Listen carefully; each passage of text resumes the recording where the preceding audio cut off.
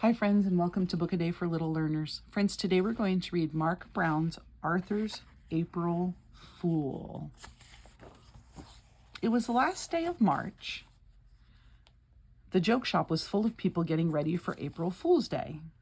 Arthur and Buster tried out everything. Buster bought sneezing powder.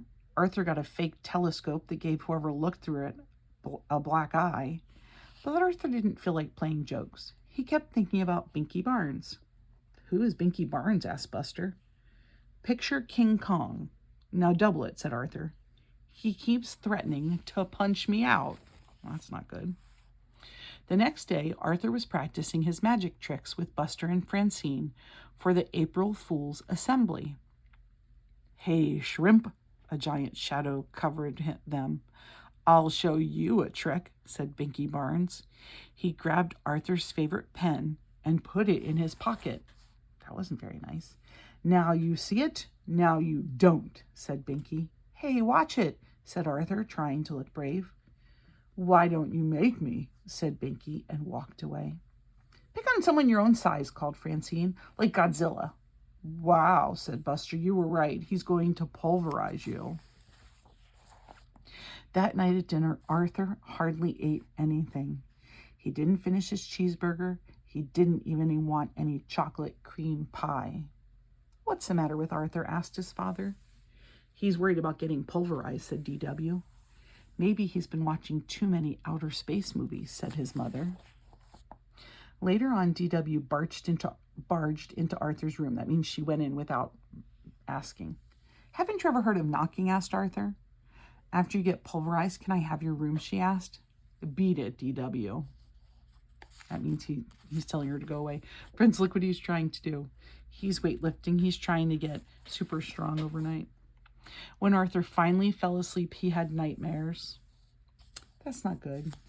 They're dreams that don't make you happy. The next morning, Francine offered Arthur a cookie. Ugh, said Arthur. This tastes like soap with toothpaste. April Fool, laughed Francine. But Arthur was too worried to laugh. I'll never remember my magic tricks for the assembly, he said. Calm down, said Buster. I'll be your assistant. I'll help if you get stuck. Arthur felt better. He could count on Buster. But just before the assembly, Buster got caught putting sneezing powder on Mr. Ratburn's desk. Instead of going to the assembly, Buster went to the principal's office. You definitely should not play jokes on your teachers. I'll blow it for sure, without Buster, thought Arthur. He walked into the auditorium. Who was sitting in the front row? Binky Barnes. This was going to be even worse than he thought. Arthur worried while Mr. Ratburn read people's minds. He worried while Francine and Muffy did shadow tricks. And he worried about while the chorus sang that old black magic. Finally, it was his turn. For my first trick, said Arthur, I'll need a volunteer. Binky Barnes jumped on the stage. Surprise, Pipsqueak, he whispered. Arthur gulped. Arthur asked Binky Barnes to tear up a sheet of paper and put it in the magic hat. He said the magic words and waved his magic wand to make the paper whole again, but rabbits came out instead. Oh, poor Arthur. Everyone laughed. Arthur took a bow. By mistake, flowers fell out of his sleeves. Oh no, right there, friends. Binky Barnes laughed harder than anyone. Then Arthur had an idea. He winked at Francine. For my next trick, I will saw this young man in half. Binky stopped laughing and took a step back.